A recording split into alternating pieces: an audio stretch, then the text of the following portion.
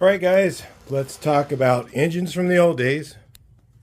Your 1600, you had your 1776, your the old 1835, 1914 was another one of them. And then when you got somebody that really went wild, they went for the 2180. Those were pretty much the big engines of the 80s. And let's talk about why that people went with those and what you can do now that is so much better with the parts that are available. And the reason why things have changed is because the availability of parts has changed too. Now, I don't even know if they make any more German 69s. I don't think they do. So I see no reason to put one of these in unless I've got one that's good, like this one here is zero, never been machined, and it's in good shape. So most of the time you're going to be going with a new crankshaft if you really want your engine to last. But let's talk about back in the 80s. What was available? Why was 1776 one of the most commonly built engines? And why that was the major go-to for extended performance? It's because basically, okay, these crankshafts, I think brand new, never been machined, I think were $50 at that time. A stroker crankshaft was $250, and there wasn't a lot of options. I think we had Okrasa. Of course, they were better quality. Those Okrasa cranks were really good. That is for your stroker engines. You had the Okrasa. You had some welded 69s. They take 69s and welded counterweights on them. Those work pretty well. Because again, these were like $250. They just welded counterweights on them and balanced them. It was cheap. One of the things that was missing then was rods. You had stock rods or you had like Carrillo rods. You didn't have very many intermediate rods you could buy. Either you had race rods, the H rods from Carrillo, which were really good, or you had the stock rods like on here. And to do a stroker engine, you had to, a lot of guys would take the stock rods and then grind them all down and clearance them and then reweigh them and then rerun them and take all the strength out of them pretty much. And that was the way they did a stroker engine back in the day. Or you could just cough up the $400 at that time for Carrillo rods, which was a lot of money since it only took about $300 to buy a whole engine kit with everything from the push rod tubes to reground perfectly 1010 crank. Basically, you'd have a brand new engine for $300. And that was even with German cylinders. They had some cheaper cylinders. I remember some that were like $50. And then the German ones were like $75, for real moles. That's how much difference it was. It wasn't much different. But the 1776 cylinders and pistons were over $100 at the time. So they weren't cheap. And they only were the SEMA, which is basically the same as the Mole. Mole took over SEMA. And you could get the SEMA pistons for about $100. It was around $100, $110, something like that. At that time, opening up a case and a set of heads was super cheap. I can't remember the price because I didn't pay it. We had a machine shop at our shop that we had a leg and mill and everything, and somebody'd always do it, there. So I don't remember ever paying for it. I think maybe I did, but it was so cheap. It was just ridiculously cheap.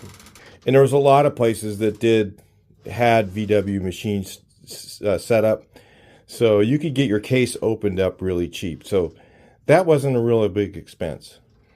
But where the expense was going stroker was in the rods and the crankshaft. Your dad like $750, so $650 to your engine build just to get cranking rods. And then you also had to do B pistons sometimes, and the B pistons were more expensive than the regular pistons and harder to get.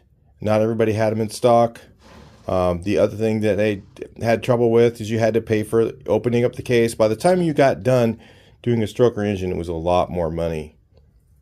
So the go-to was the 1776, because all you had to do is open the case up, slide in the barrels. You went from a $75 piston to a $110 piston and cylinder set.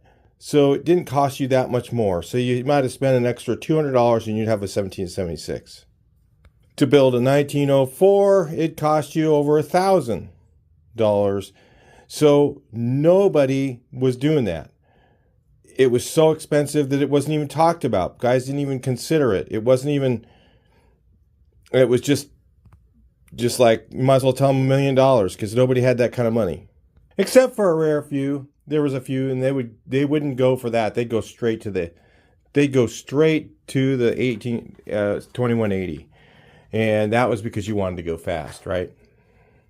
So the same thing, 69 stroke is a 1835. And the 1835 had the thin wall cylinders, and some guys just didn't care. They would go for the thin wall cylinders and just go for a little bigger motor. You'd open the same case. The case would be open to the same amount, and the heads were open the same amount for the 1776, and you just put in the thin wall cylinders, and guys would do that. That was me. I was the young, stupid guy with the thin wall cylinders. And then you had the guys, because cases were so cheap, that they would just punch the case all the way out for a 94 with 8mm studs. You can't really do that with 10s. You have to do that with 8s. So with 8mm studs, they'd go up to and they would go right to the 1914. And that was another cheap engine to build. But it was kind of a risky build, though. So some guys would do them, some guys wouldn't do them. It wasn't as common as the 1776, because the 1776 was considered a bulletproof engine. It would just open it up enough. You still have enough meat around your case savers, and that was what most people like to do. Now, one other problem with going bigger displacement back then was the availability of heads. If you wanted to go a bigger displacement, what we would do is we would try and step cut the head really far. Like this one's pretty well step cut. That's about 80 thousandths thickness right there, step cut. And so we'd step cut them like that. And then with a Dremel, you just sit there and grind out all this and try and open the combustion chamber up. And then sit there and put the spark plug in, CC it, and then try and get them all exactly the same. So to go bigger than a 1776, or to go like to bigger than 1914 was kind of a risky build. Usually we were doing that, for drag racing or something like that. And you didn't really care if you had high compression, because a lot of times they were in buggies and that sort of thing. Street cars, most of the guys, like I said, they were doing 1776. And that's because the head combustion chamber is so small, you could only get maybe 52 cc's. You'd have this giant, deck height to be able to get a low enough compression to run on the street. So there just wasn't stuff available. So again, head issues were combustion chambers were too small. Crankshafts were kind of expensive. Rods were unavailable. Today, what's changed today? We've got tons of available rods. So we've got short rod chromoly. So one of the guys said, hey, I don't like to build a stroker engine because they're wider than the regular engine. That's not true. With a 5325 rod and a 74 stroke, it comes out exactly the same width as stock. I mean, it's within a millimeter or something like that of stock. Almost exactly, mine are exactly this width of stock. There's no change because I don't have any shims. I have no shims like they did when they built them when they were new. And I have my deck height right in the right place. It's that close. And it's within 10 thousandths or something like that, 10 or 20 thousandths. That's not much. So that's total of maybe that much on both sides. So it's basically a stock size, stock width engine with a 74. With a 78 B pistons and a 5325 rods, okay, 78 stroke, B pistons, 5325 rods, it's the same thing. Runs almost exactly stock width, within 20 thousandths or something like that of stock. So you can run a stroker engine and fit it right in your engine compartment, the same as just running a 1600. So of course the easiest one to do is always the 74. The 74 drops in a stock case, you guys. You just do a little bit of, you just clearance the rod bolt right here. There's a little bit of clearancing here, a little bit of clearancing there. You can just do it at home with your Dremel tool, no problem. If you're doing the 88s, you have to do a piston skirt trim. I did that in the whole video. You can watch that. It's really easy to do. So again, today, crankshaft, a stock crankshaft, I just looked it up because I haven't bought one. A stock brand new crankshaft is a little less than $200. This is today. I don't know what it's going to be tomorrow. CB Performance has the 74 counterweighted 4140 crankshaft, $219. So you guys who've never driven anything other than stock, I encourage you to drive a counterweighted engine. You drive one once, you will feel it. It is so much smoother. It's just not even, it's like night and day comparison. And if it's smoother, it's got to be better on the engine, you guys. It just has to be. I mean, this was Volkswagen technology. Counterweighted was Porsche 912 technology. What do you think is going to be better? And the Porsche was 74 stroke, just so you know. So the different things today. Number one, crankshaft rod availability, very inexpensive. The rods are around, I think they're like $130 if you want to get the ones from CB Performance. They do not have the 5325 rods. They only have the 54. But they did mention that if you go with the 54 or 55 rods, I don't know, you could call them on this because I don't remember. I've never built one this way. I think it's, you go with the 55 rods, it gives you a longer rod length, which would be better for performance. Okay. But you get more reciprocating weight. You know, I don't know. It's kind of a formula game there, whatever you want to do. You can go, I think if you go with the 55 rods and you get the B pistons. So if you're building a 74 B piston 55 rod, I think that comes out to like the stock width too. I haven't done it, so I don't know. But that was my discussion with someone at CB Performance. So I can't recall if that's exactly what it was. Maybe it was 5.4, but I thought it was 5.5 rods.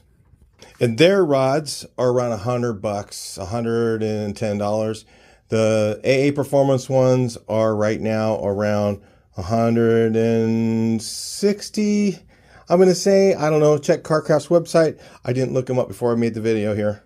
I kind of like the AA Performance ones, even though they're both made in China, but I like the rod bolts on them a little bit clear, a little bit better. I think you'll have to do a little bit more machining on a 74 to get the rod bolts to clear with the CB ones. I don't know. I haven't tried them yet, but I'm just saying that might be a little different. So here's another thing that's changed. Another thing that's changed. We have 88 thick wall pistons. They didn't have those back in the old days. 88 thick walls slide in an 85.5 case. They just slide into the same opening in the case. So you don't have to machine the case. You can go to 88 thick walls, and then you can go to 74 crank. And then you can go get your heads already open for 90.5. And when you get the 90.5 heads, they slide on the 88 thick walls. That's what those do. Okay? And you can buy the heads already opened up. And the heads they make now, all the heads, almost every head that you can buy has a larger combustion chamber. I think if you look on Cooltech, I believe, makes a stock replacement head, and I believe they're 57 cc's. You got to measure all this stuff yourself, but that's what they advertise. Always never go by what they say. Always double check it, okay? If it says it's 60, make sure it is. So you have Panchito heads that can be made up to 60 cc. They have a couple different options there. You have to go to CB Performance's website and make sure that you compare apples to apples, because you might go and say, hey, the CB Performance ones are like $400 a piece. Well, the ones from AA are $300, but that's not with them opened up to 60cc. The AA Performance ones are already open to 60cc, and they have stainless steel valves, and they have single high rev springs. They have basically everything you need on them.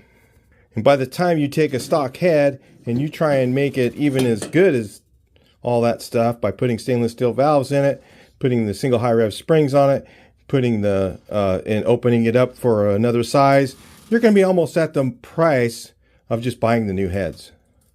So the other thing is the AA Performance ones come in a variety of sizes. They come in 85.5. They come in 90.5 openings. They come in 94 openings. So you can order them, open the box up and put them on, or, I always go through and check them all, take them apart, do all that stuff. And then I'll port them. Why not? Hey, do some more to it. But anyway.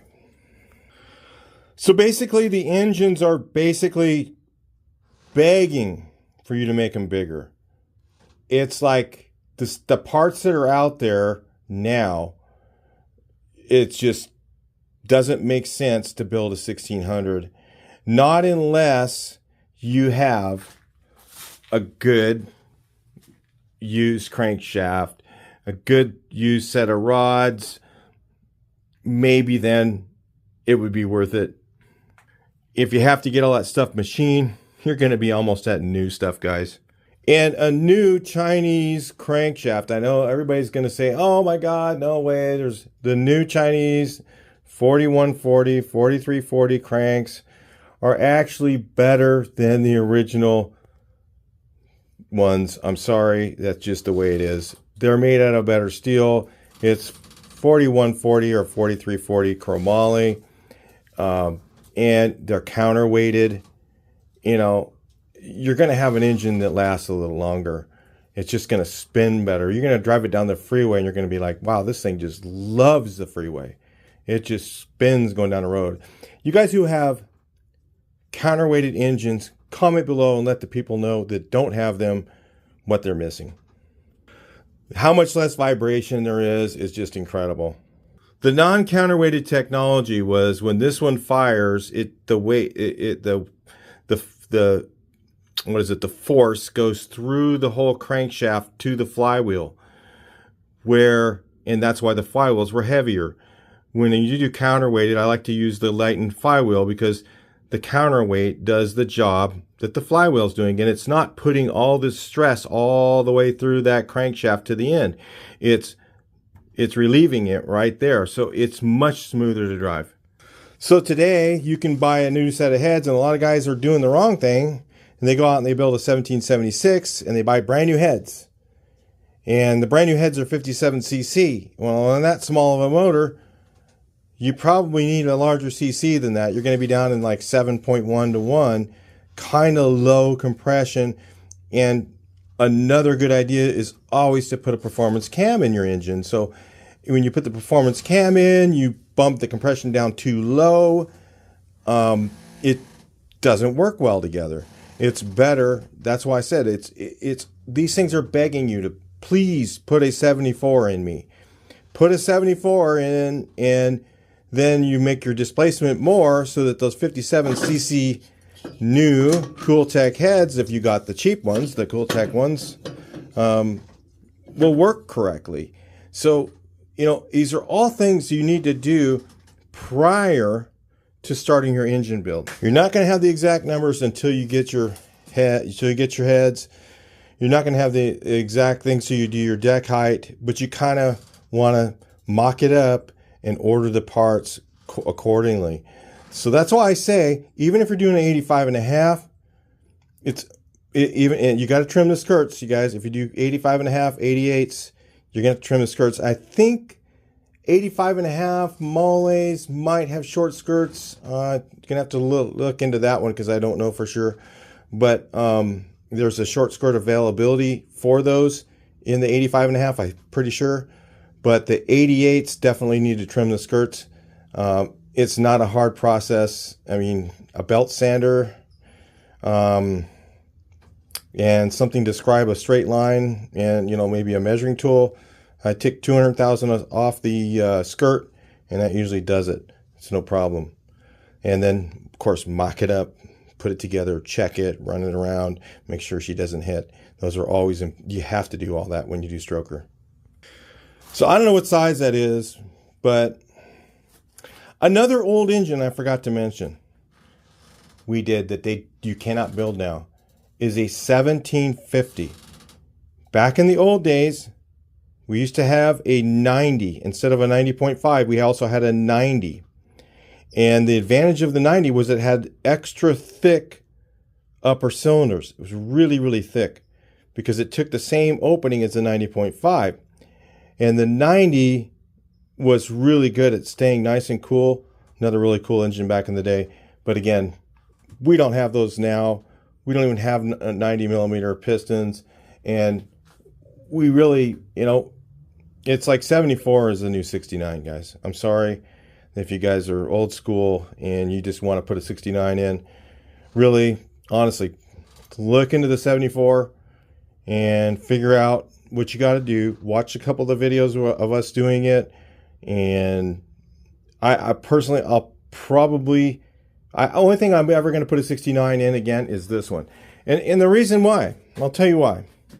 One is I have some 92 thick wall cylinders. They didn't have that back in the old days. Now we have 92 thick wall.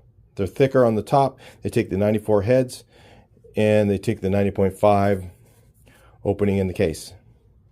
So I have some 92 thick walls. If I put a 74 in there, I'm going to be too big. I have tons of heads. I've got boatloads of them. Okay. Stock heads.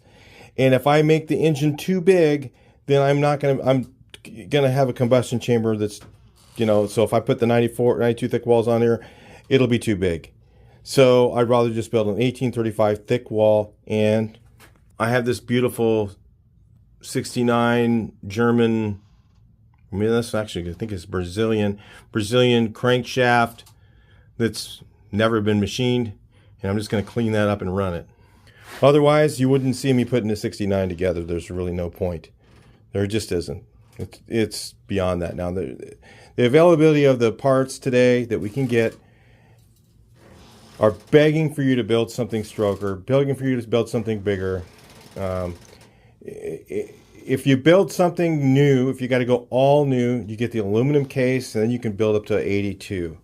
And then if you're getting all brand new parts, you get the AA Performance large combustion chamber heads. Take a look at them. They even have a better position in the spark plug.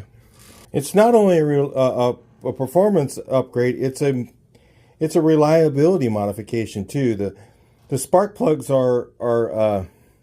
have that much thread versus the other original ones were like whatever it is, 3/8 of an inch or something. The other ones are the longer spark plugs. They're the smaller threads. They go in much deeper in the head. The combustion chambers are much larger and better shaped. They run cooler. They have better. The air ports are all opened up. The airflow going through the heads is better. See, and this is for the CB Performance and the AA Performance heads. Both of them do the same type of thing. The CBs are actually made a little bit better with better aluminum, but they are much more expensive. So again, you guys who think you're giving up something by going 74, there's nothing to give up. There's no. The only thing you're doing is you have a little bit more reciprocating weight, but it's very small amount. You're talking about 74 versus 69 is how much? The 74, 69 is 5 millimeters, so that's 2.5 millimeters each direction of reciprocating weight. It's really not much. Now, another engine that I was going to tell you guys about was the old 2180, which was the kind of a big budget build back in the day. Guys would do that. And let's compare it to today. Well, the old 2180s, they kind of built them a couple different ways. One is they used the 82 Okrasa crank. I think that was the only crank available, if I remember right. But the Okrasic crank, okay, and then what they would do is either put their own clearance rods in. So they take the stock rods and grind them all down so they would clearance the case, and they would use those. Or if you had deep pockets, you would buy the Carrillo rods and put them on there, and those were pretty good. But the 2180 had the 92 thin wall cylinders, so the tops of the cylinders went into 90.5 or 92 head, 90.5 92, they call it that when you get your heads machined. The new thick wall ones that they make now go into a 94, so they're really thick on the top. So the old days, the 2180 was known as the blow-up engine. I mean, you'd put one in your sand buggy and go out and have a good time with it, and eventually, you know, your rod would come loose because you used the, you know, homemade rods. Or, you know, like I said, if you had deep pockets, you'd buy the Carrillos, and it would last a little longer. The old Carrillo rods back in that day had, and I just refreshed my memory from Robert King, I think. Robert, I think his first name. I always forget. King blew his motor. He has that Autocraft engine in a Bug. Blew it up. I didn't know if you guys knew. Probably some of you guys didn't. Some of you guys do. But he blew the engine in that. And when one of the rod bolts came through, I'm looking at it, I'm going, these are only like 5/16 bolts. Well, the new ones, that was the old Carrillo rods. The old Carrillo rods had 5/16 bolts. That was another problem with them, is the 5/16 bolts would break. Then there's new ones out now that have 3/8 bolts. So they're thicker bolts for the H rod. When you have the H rod, you have more reciprocating weight, and you have an 82, so you've got a lot more movement back and forth, all that extra weight moving around.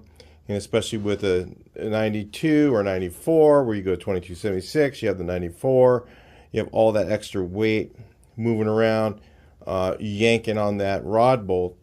And so now they have the better rod bolts, the ARP 3/8. Again, some of those things I don't think they had back then. It was developing. So everybody thought, well, there's no such thing as a bulletproof 2180. Well, today you can build a bulletproof 2180 by using the aluminum case that's 100% shuffle pinned. All the mains, instead of having O-rings, they have a steel sleeve that locks the two halves of the case together, unlike the old O-rings like they had but years ago. And that locks the halves of the case together, so it deals with some of that case movement. You can get the 3/8 bolts rods, so you have a little more strength there. You can get the 92 thick wall cylinders that have the really thick tops that go into 94 head. So you got the real thick tops. Like I said in another video, it's kind of like this, you know.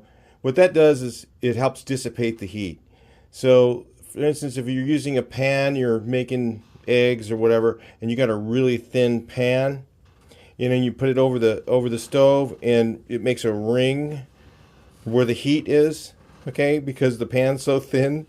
But if you use one of those new Cuisinart ones and you're making eggs in the morning, and you got the nice thick pan, it dissipates the heat throughout the whole thing much better. Well, that's the same thing that happens with your cylinder. When you have a thicker wall at the top of the cylinder, it dissipates the heat better and stops the hot spotting.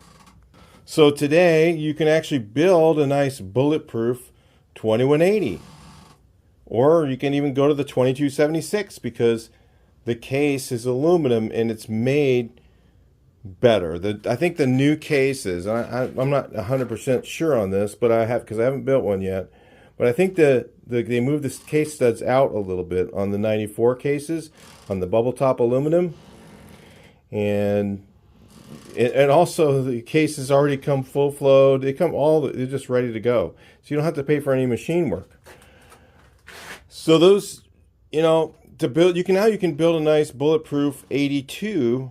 You know, it may not be quite as bulletproof as the 78, but it is pretty darn good. Now, another engine guys built back in the day, I thought of this while I was doing the edit, was the 2110. And the old 2110s, what they used to do is they would hand grind out the case. So what guys would do is they'd use a 78 stroke. I think it was a 78.4 stroke. And I can't remember the whole way that they did it, but I think it was called a 2110. And I don't know how, I can't find the numbers on them, but I think we call them a 2110. And I don't know which cylinders it was. I think it was 92, maybe 92. Okay, and they would it was used by 78.4. And what they would do is use the Chevy rods, because what that did is it gave you a little bit smaller rod journal. So around here being a little bit smaller, what that would do is enable you to use Chevy rods and clearance those, and they were a little stronger rod, and they would machine up the old Chevy rods, just grind them all down. That's what guys do. Now you can just buy them already chromoly made. They're already done. You don't have to do any of that. Already clearance, chromoly, better steel. Guys would grind these all down. They didn't have to do as much grinding to here. They would do all the grinding in the case. It was a little easier, so they would try to build a stronger 2110. And so it was another engine that was common back in the day. And a lot of guys liked the 2110 because it had a stronger thing. Well, you don't need to do that now. You don't have to do that because, like I said, you can buy the case already opened up for the regular Volkswagen rod journal, the larger Volkswagen rod journal. Well, you have more journal bearing space too. So I don't know if that's better or worse. There's going to be controversy on that. I'm not going to say. But, you could do that. So, like I said, that's what they did back in the day. And the reason that they did the old 2110 was that was as far as you could take a stock crank. They used to use stock cranks to make them a long time ago. And they would offset grind the crankshaft. So they would take a stock crank and offset grind it with a smaller journal. And then that would give them the 70.4 was the most you could get out of that stock crank by doing that.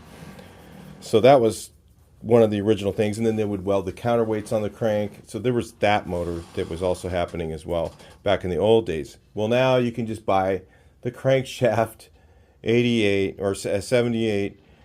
And you can also buy a 78.4. They still make them because, nostalgia. Guys I want the 78.4. I don't want the regular 78. I want the 78.4 because that's the way we did them back in the old days. Oh, okay, whatever.